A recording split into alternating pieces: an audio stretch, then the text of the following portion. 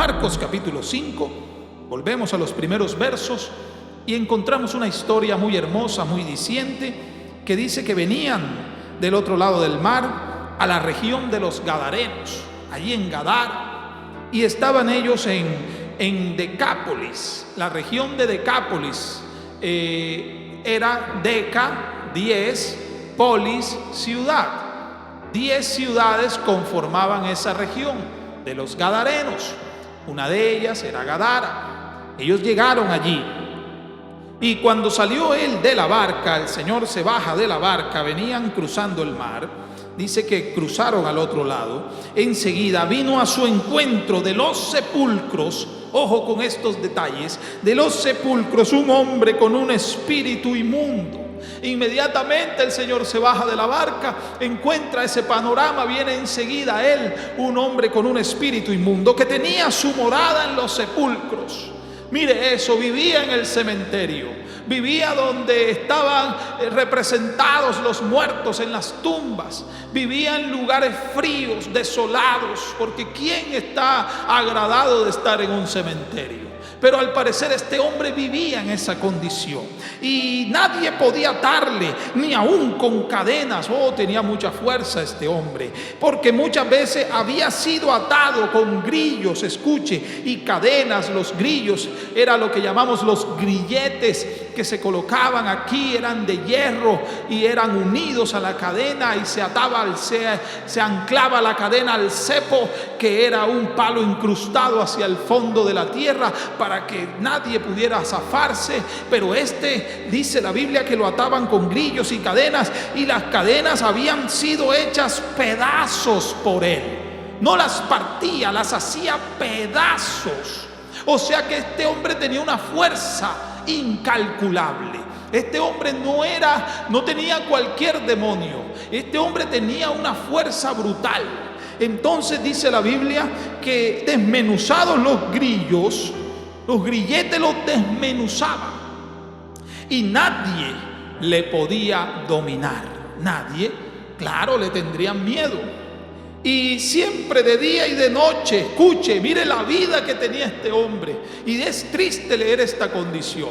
De día y de noche andaba dando voces en los montes, es decir, andaba gritando. Y necesito que esté atento a los aspectos que estamos mencionando, porque si usted se desconecta de esos aspectos, tal vez no va a entender lo que le sucedió más adelante a este hombre.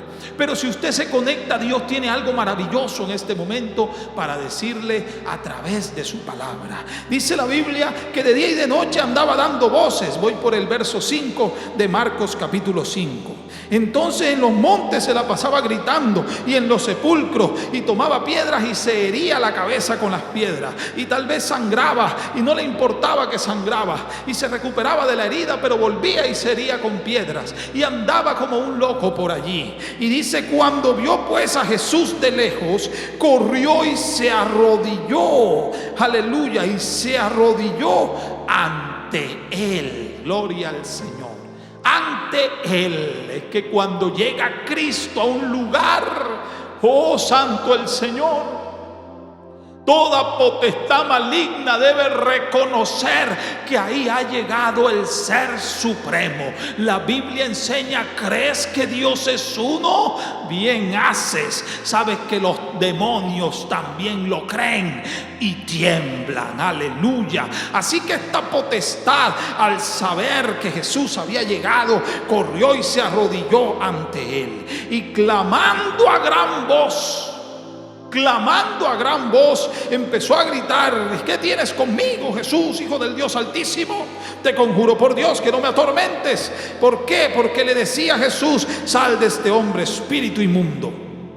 Y le preguntó Jesús: ¿cómo te llamas? Entonces la palabra de Dios dice que este hombre contestó: Legión me llamo, porque somos muchos. Porque somos muchos.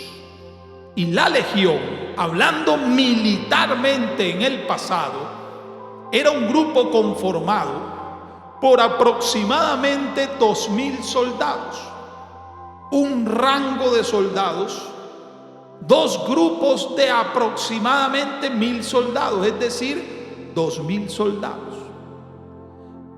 Hay distintas nomenclaturas en este aspecto. Algunos hablan de 6.000, otros hablan de 2.000, otros hablan de muchos más. No hay una cifra exacta, concreta, pero realmente el grupo, la cantidad era grande, era enorme el grupo de una legión. Era un grupo elevado para enfrentar batallones grandes. Y no era cualquier grupo, era gente muy preparada. Era gente que se armaba bien para empezar y poder ganar la batalla. Entonces la legión que tenía este hombre, este espíritu dice: somos legión, me llamo legión porque somos muchos. Y le rogaba mucho que no los enviase fuera de aquella región. ¿Por qué? Porque es que el demonio sabe que cuando Cristo llega a un lugar, cuando la presencia de Dios llega, Él tiene que irse. El demonio tiene que irse, porque en ese nombre hay poder de lo alto. Oh, aleluya. Entonces él le decía: bueno, pero no nos deje, no nos saque de esta región. Y dice que estaba allí cerca del monte un gran hato de cerdos paciendo. Estaban allí unos cerdos y le rogaron todos los demonios diciendo: Señor, envíanos a los cerdos, envíanos a los cerdos para que entremos en ellos. Sí, nos vamos de aquí, de este hombre. Y ahorita leímos que Jesús le decía al demonio: sal de él. Aleluya. Sí, nos vamos, pero déjanos ir a los cerdos.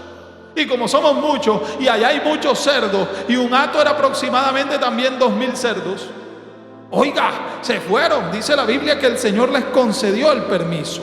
El verso 13 dice: luego Jesús les dio permiso, y saliendo aquellos espíritus inmundos entraron en los cerdos, los cuales eran como 2.000. 2.000. Es decir, que había una congruencia entre el número de demonios y el número de cerdos.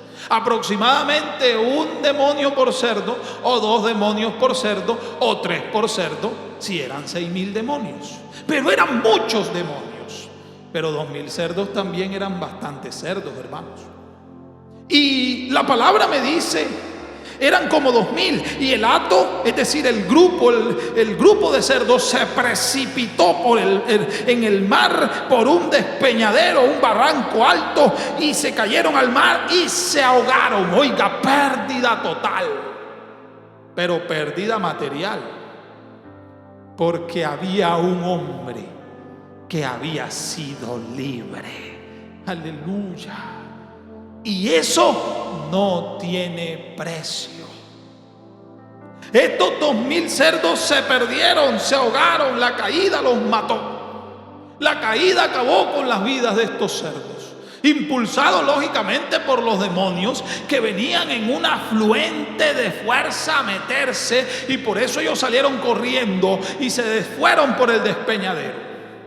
¿Por qué salieron corriendo los demonios tanto así que hicieron correr a los cerdos? Porque el que les había dicho: salgan fuera, era el autor de la vida. Aleluya, el mismo que está aquí en esta hora. Gloria al Señor. Y los que apacentaban los cerdos, o sea, los que estaban cuidando este hato de cerdo, los que alimentaban a los cerdos, los que los separaban por grupos, los que estaban pendientes de que no se fueran a la orilla del despeñadero por donde se mataron los cerdos, entonces esos, al ver que esto pasó, dice: huyeron, se fueron. Y se fueron y dieron aviso en la ciudad y en los campos. Y salió la gente a ver qué era aquello que había sucedido. Es decir, estos que cuidaban a los cerdos fueron con el chisme.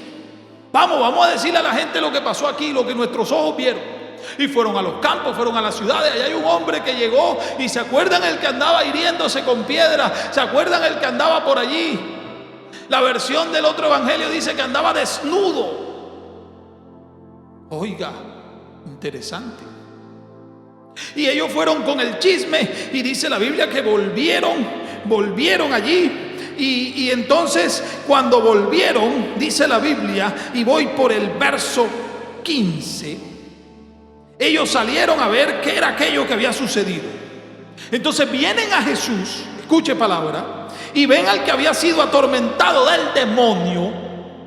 Oiga, y aquí es donde voy a ver quiénes están conectados, para ver si usted va a comprender esto que yo les trato de decir, el Señor nos trata de decir. Porque este hombre andaba por allí desnudo, andaba por allí brincoleando, andaba hiriéndose, andaba en medio de tinieblas, los sepulcros, en medio del frío, no tenía esperanza, poseído para remate, y no por uno, sino por una legión. Pero estos, al llegar, dice la Biblia, vienen a Jesús y ven al que había sido atormentado del demonio. Escuche palabra. Y que había tenido la legión. Lo vieron en 3 características, pero ahora características distintas a las que antes tenía, a las que diariamente le conocía. El que andaba por allí brincoleando, el que andaba por allí, ahora lo encontraron sentado. Oiga, interesante. Lo encontraron sentado. Aleluya. Sentado. ¿Y dónde está él? Ese es el que estaba endemoniado. ¿Y por qué está ahí sentadito? ¿Por qué, hermano? Porque estaban acostumbrados a verlo brincoleando. Estaban acostumbrados a verlo dando voces por allí. Estaban acostumbrados a verlo de aquí para allá. Dice que moraba en medio de los sepulcros, y de día y de noche andaba de andariego. Hermano, esto es tipo de lo que Cristo hizo en nuestra vida. Nosotros andábamos andariegos por allí. Andábamos por allí sin saber a dónde quedarnos, sin saber en quién creer, sin saber qué era lo que iba a llenar nuestro corazón, sin tener esperanza. Andábamos en tinieblas, aleluya, oh gloria al Señor. Por eso el pueblo asentado en tinieblas, en ese entonces cuando Cristo vino, vio la luz. El pueblo que andaba en medio de la oscuridad, luz les resplandeció. Esa misma luz está aquí en esta hora, es la que le predicamos a todos ustedes, hermanos, amigos, es lo que te predicamos, a Cristo como esa luz. Y nosotros también andábamos así. Efesios capítulo número 2. Vamos a leerla allí. Efesios capítulo número 2, verso 4. Conocemos todo esto, ¿sí? Él os dio vida a nosotros cuando estabais muertos en vuestros delitos y pecados. Él nos dio vida. Oiga, nos dio vida. Aleluya. Dice, esos pecados en los cuales anduvisteis en otro tiempo, siguiendo la corriente de este mundo, conforme al príncipe de la potestad del aire, el espíritu que ahora opera en los hijos de desobediencia, entre los cuales también todos vosotros vivimos en otro tiempo. Nosotros andábamos así como este hombre, en tinieblas, en lugares fríos, en lugares sin esperanza, en lugares oscuros, y andábamos de aquí para allá. Pero Dios, dice el verso 4, pero Dios, escuche, aleluya, que es rico en misericordia,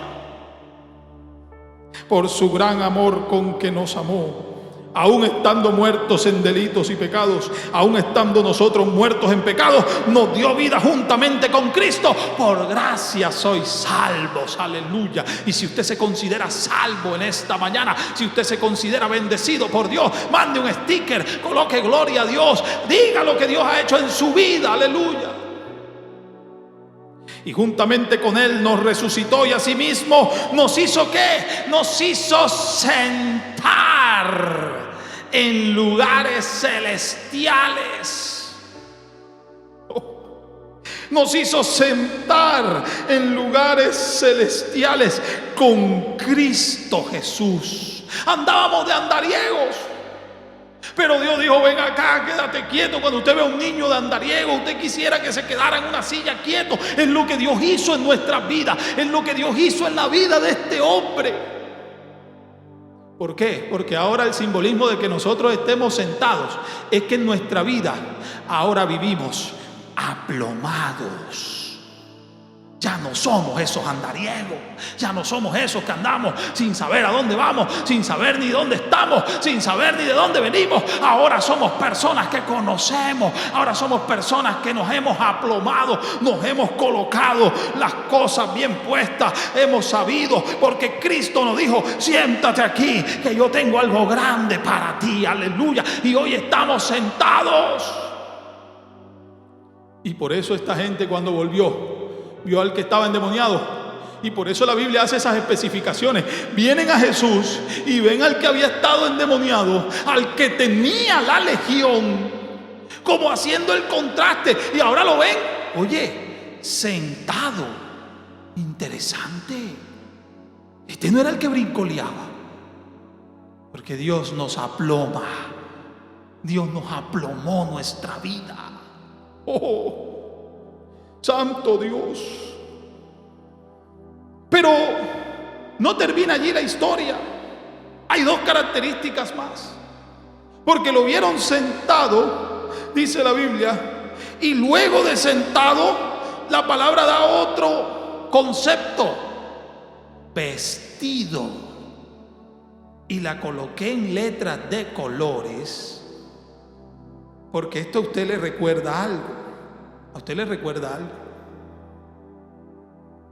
La Biblia habla en Génesis que Jacob, su hijo José, escuche, fue un hijo muy amado y le vistió, dice la Biblia, que le hizo túnica de colores, ¿sí?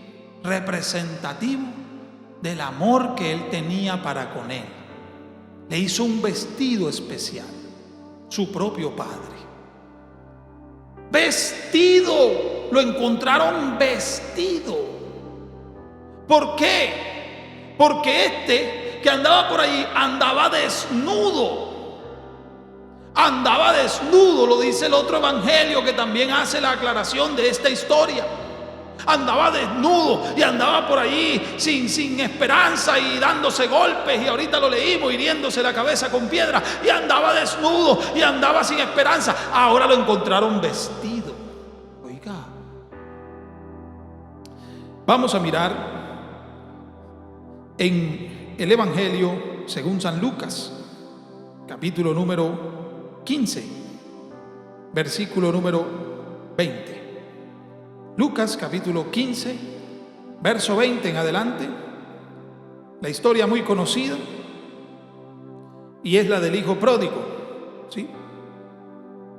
El hijo pródigo que recibe su herencia, la pide, dice: me voy.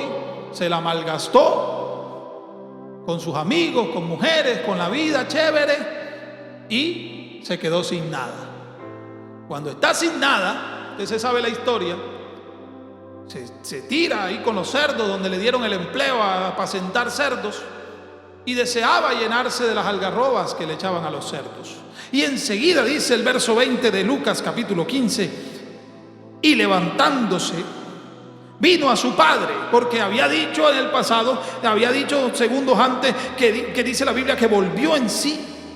Volviendo en sí dijo: oye, ¿yo qué hago aquí? ¿Cuántos jornaleros en la casa de mi padre tienen abundancia de pan y yo aquí perezco de hambre? ¿Cuántos jornaleros? Este ya no se consideraba hijo, se sentía en desacato, se sentía sin atribuciones de decir soy tu hijo, porque ya había quitado herencia, se había ido, la había malgastado, había dejado el negocio de su padre tirado. Usted está conmigo, hermano. Yo sé que usted entiende palabra de Dios en esta hora. Y dice, levantándose vino a su padre, y cuando aún estaba lejos, su padre lo vio y fue movido a misericordia. No se le olvide esta palabra: misericordia. Escuche: y corrió y se echó sobre su cuello, lo abrazó, lo besó. Y el hijo le dijo: padre, he pecado contra el cielo y contra ti, ya no soy digno de ser llamado tu hijo. Ojo, yo me equivoqué, padre. Yo metí la pata. Yo no merezco ni que tú me digas hijo. No soy digno de ser llamado tu hijo. Aleluya. Ya hazme como uno de tus jornaleros. Dame trabajo. Pero como el Padre tenía misericordia, tipo de lo que Dios hizo en nuestra vida, dice la palabra, verso 22, pero el Padre le dijo a sus siervos, ¿qué le dijo? Les dijo, saquen ¿qué? El mejor vestido. Aleluya. ¿Por qué? Porque es que había algo que diferenciaba. Había una distinción entre el servidor de la casa y el hijo del amo de la casa. Había vestidos. En el pasado el vestido, la forma de vestir hablaba mucho de quién eras. Si tú eras el asalariado en un lugar, en una casa, los trabajadores no tenían la misma forma de vestir que los hijos del patrón, que los amos de la casa. Gloria al Señor. Y este lo vio andrajoso, tal vez oliendo a cerdo, tal vez lleno de algarrobas, sucio de lodo, porque en donde están los cerdos hay lodo, hay lodazales. Pero él dijo, bueno, y tú no eres mi hijo, ¿qué haces sin vestido? Yo necesito que le pongan el mejor vestido, es decir, necesito volverlo a ser mi hijo. Oh, aleluya.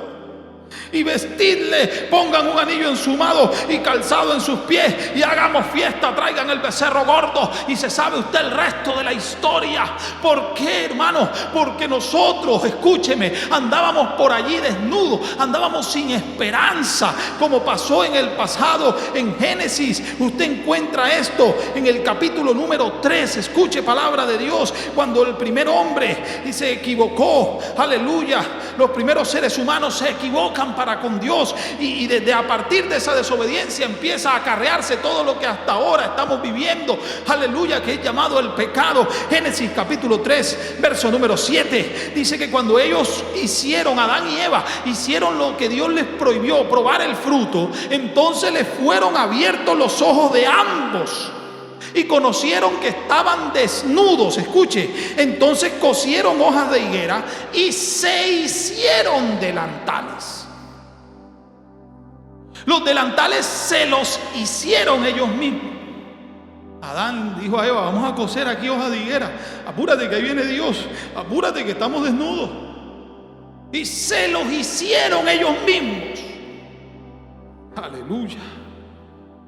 Y usted sabe lo que sucede, que Dios le dice, ¿y dónde estás tú, Adán? ¿En qué condición has quedado? Mírate.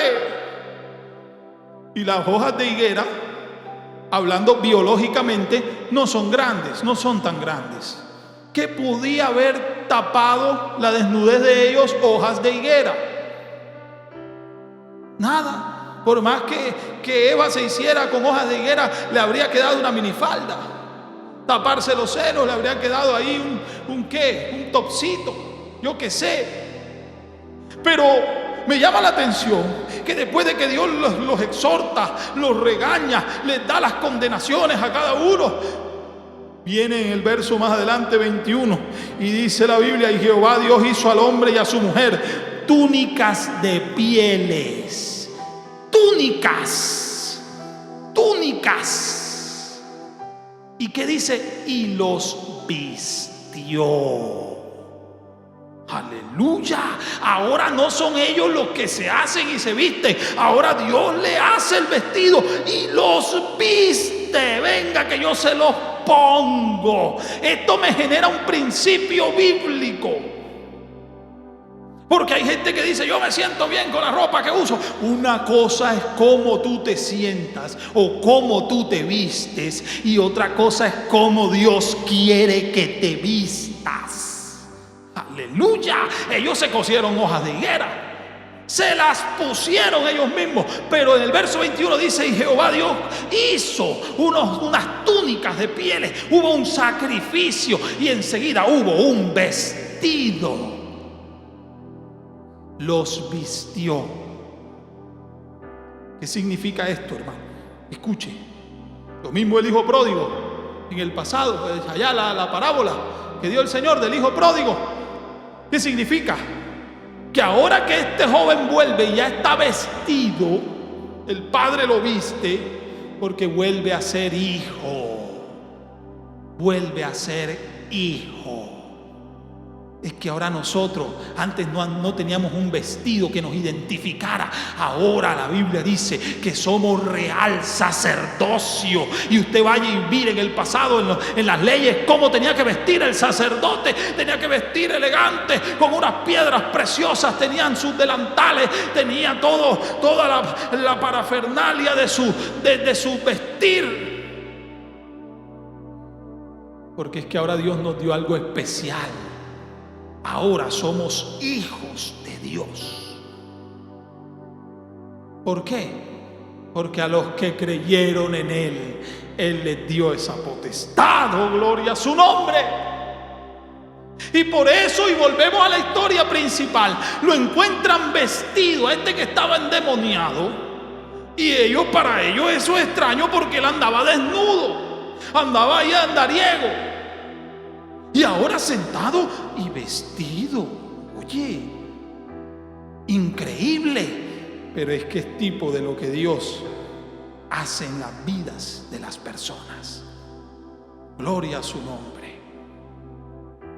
Pero escuche, volvemos a la historia principal y me demuestra esta historia que hay un tercer aspecto que notaron en él. Y es muy interesante.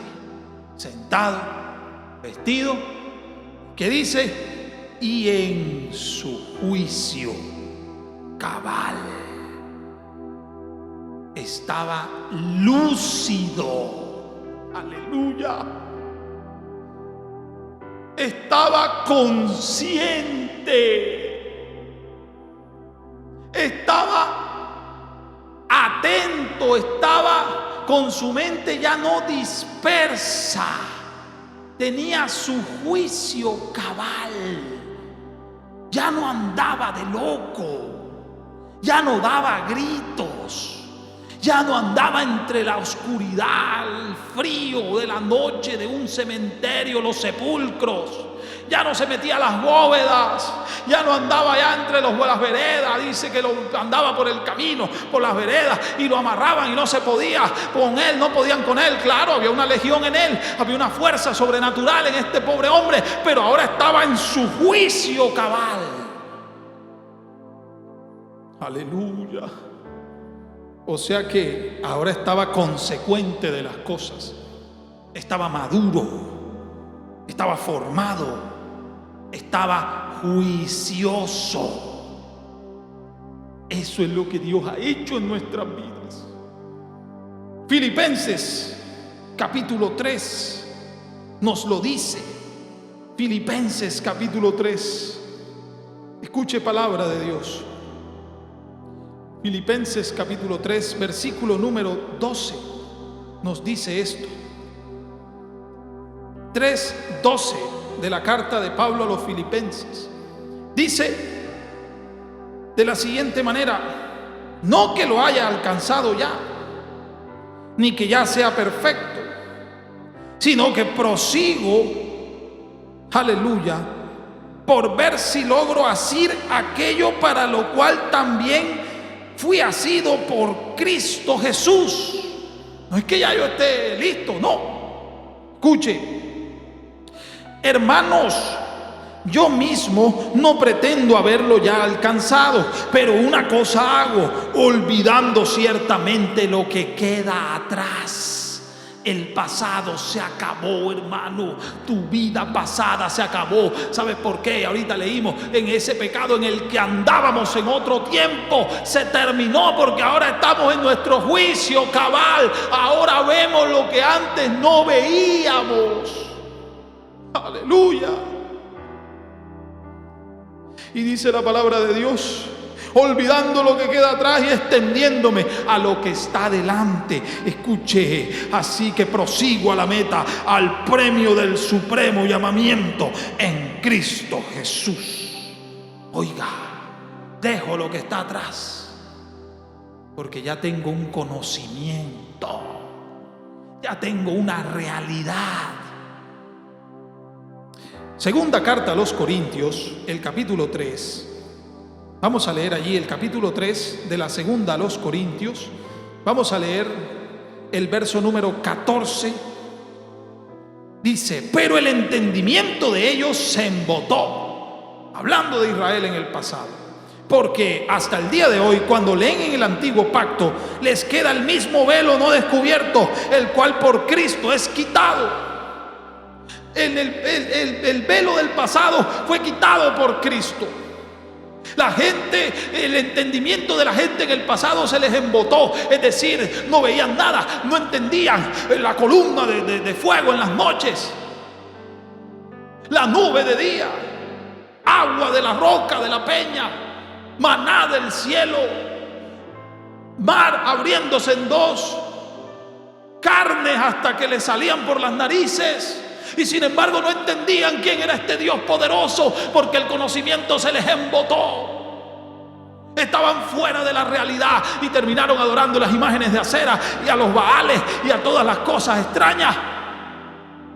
Y todavía la humanidad hoy está adorando cosas que no son, idolatrando lo que no deben. Pero esta iglesia ama, aleluya, esta iglesia adora al único y sabio Dios. Oh, santo el Señor.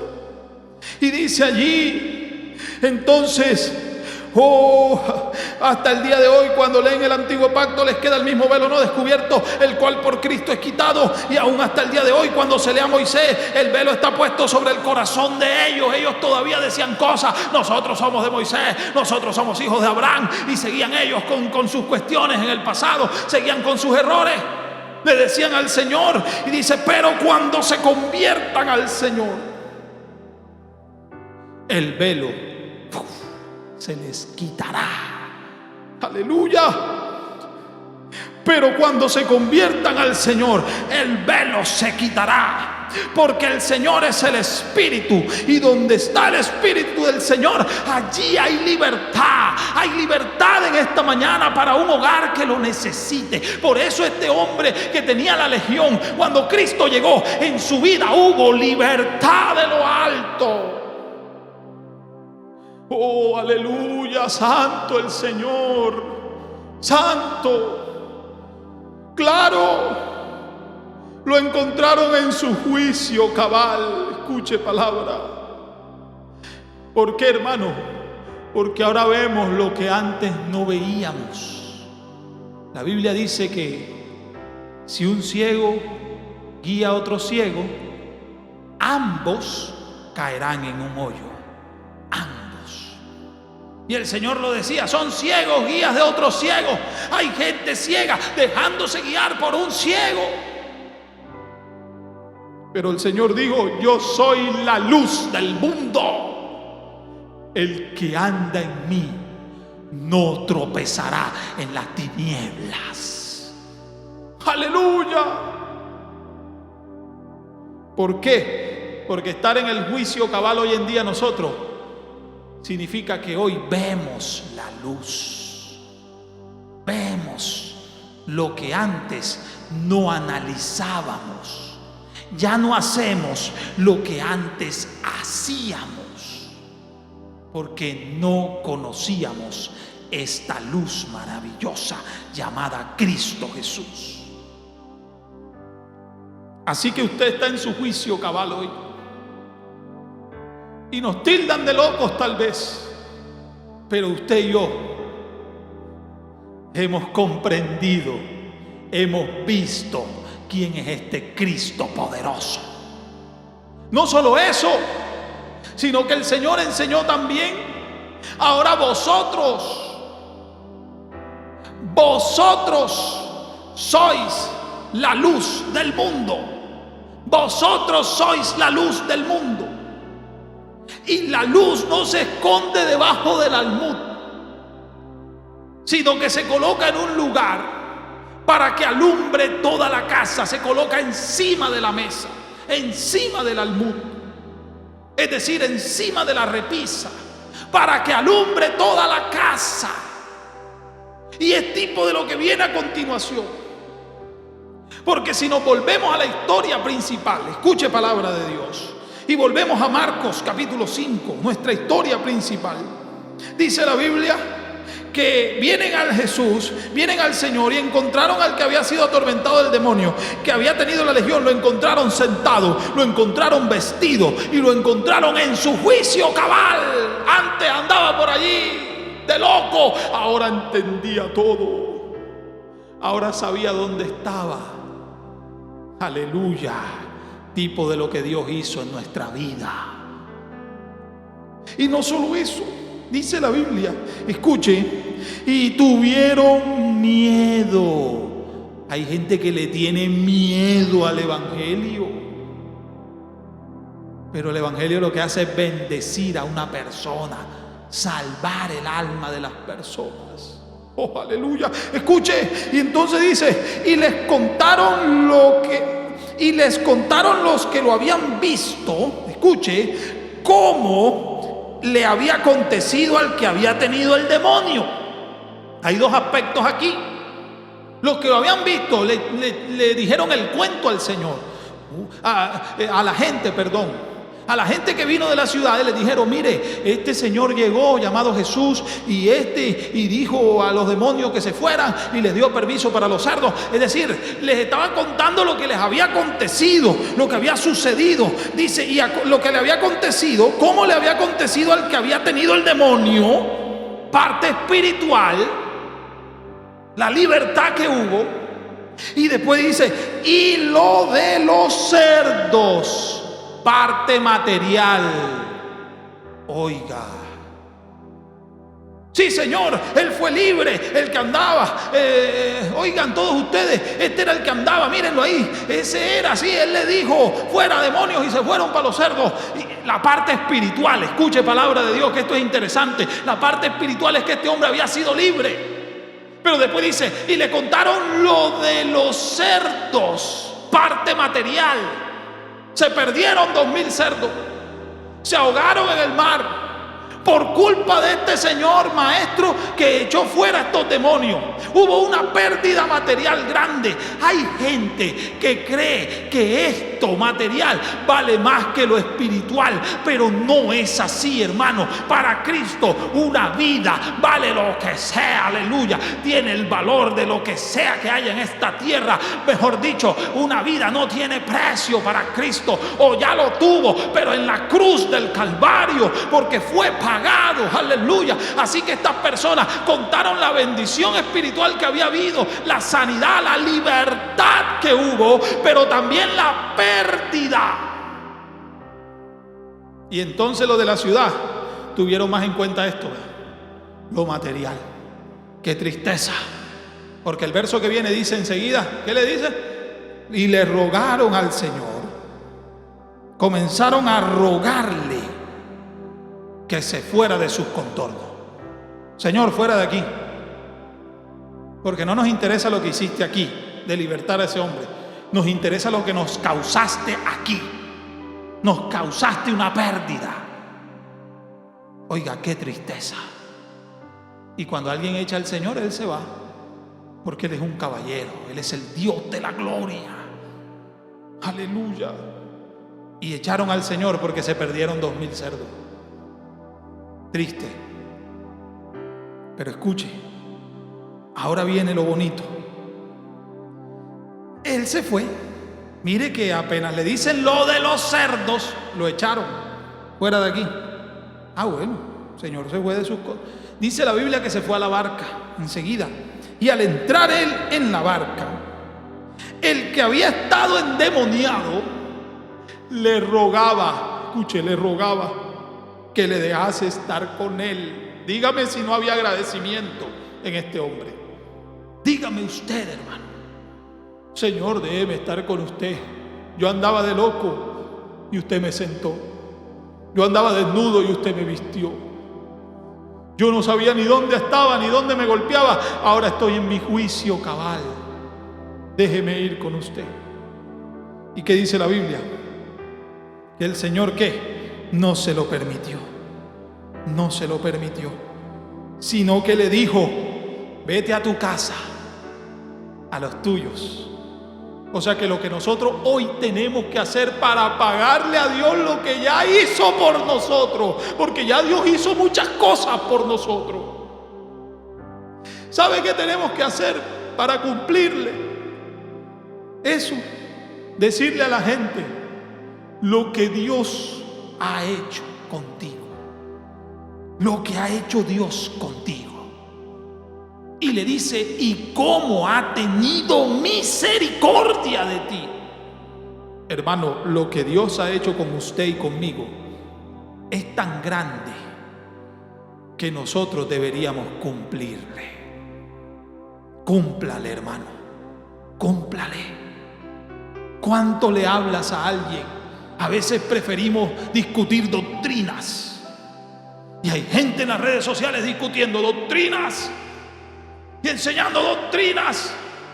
Diga qué es lo que Dios ha hecho en su vida, porque ha hecho grandes cosas. Eso de encontrarlo sentado, vestido y en su juicio cabal no fue cualquier cosa. El mismo Cristo le dice, ve y dile a la gente, a los tuyos, las grandes cosas. ¡Cuán grandes cosas!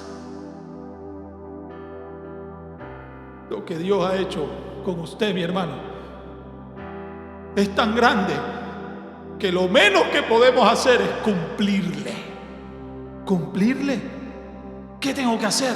Hermano, yo predico su palabra, pero muestro lo que Dios ha hecho en mi vida. Ahora bien, si usted no ha cambiado, no puede mostrar lo que Dios hace en la vida de la persona. Pero este sí cambió, de estar andariego a estar sentado, de estar desnudo a estar vestido, y de estar de loco a estar en su juicio cabal, en sus parámetros concretos.